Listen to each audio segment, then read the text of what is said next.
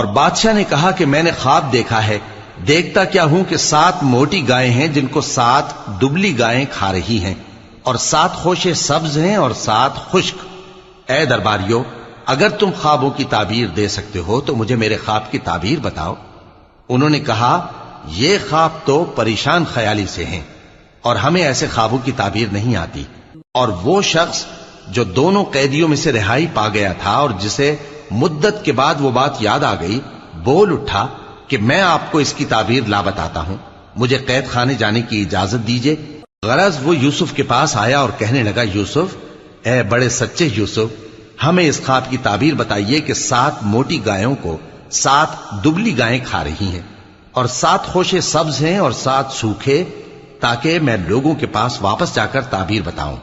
عجب نہیں کہ وہ تمہاری قدر جانے۔ انہوں نے کہا کہ تم لوگ 7 سال متواتر کھیتی کرتے رہو گے، تو جو غلہ کاٹو تو تھوڑے سے غلے کے سوا جو کھانے میں آئے باقی کو خوشوں میں ہی رہنے دینا۔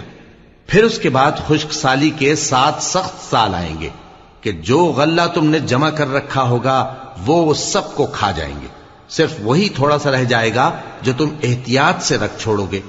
پھر اس کے بعد ایک ایسا سال آئے گا کہ خوب مے برسے گا اور لوگ اس میں رس نچوڑیں گے۔ اور یہ تعبیر سن کر بادشاہ نے حکم دیا کہ یوسف کو میرے پاس لے آؤ۔ سو جب قاصد ان کے پاس گیا تو انہوں نے کہا کہ اپنے آقا کے پاس واپس جاؤ اور اس سے پوچھو کہ ان عورتوں کا کیا حال ہے جنہوں نے اپنے ہاتھ کاٹ لیے تھے، بے شک میرا پروردگار ان کے فریب سے خوب واقف ہے۔ بادشاہ نے عورتوں سے پوچھا کہ تمہارا کیا قصہ تھا جب تم نے یوسف کو اپنی طرف مائل کرنا چاہا؟ سب بول اٹھیں کہ اللہ پاک ہے، ہم نے اس میں کوئی برائی معلوم نہیں کی۔ عزیز کی بیوی نے کہا، اب سچی بات تو ظاہر ہو ہی گئی ہے، اصل یہ ہے کہ میں نے اس کو اپنی طرف مائل کرنا چاہا تھا اور وہ بے شک سچا ہے۔